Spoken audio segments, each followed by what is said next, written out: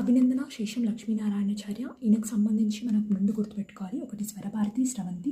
స్వరభారతి అనేది గేయం, స్రవంతి అనేది పత్రిక. స్నేహబంధం అనేది మూలం. చిన్నయసూరి మిత్రలాభం అనే కథ రాశాడు. అది విష్ణు శర్మ రచించిన పంచతంత్రంలో నుంచి తీసుకోబడింది. నెక్స్ట్ వర్షం లెసన్కి వచ్చేసేసి పల్లా దుర్గయ్య ఆయన రచనలు పాలవెల్లి, గంగిరెద్దు.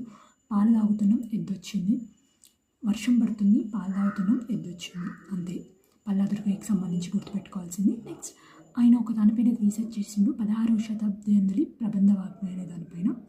నెక్స్ట్ పోతన బాల్యం వనమామల వరదాచార్యులు రాసింది.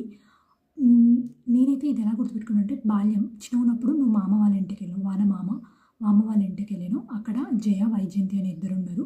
అక్కడ మీ మామ అనేటైన రైతు, ఆయన ఒక కొమ్మ మీద కూర్చున్నాడు. కొమ్మ మీద కూర్చుని ఒకరికొకరు జయ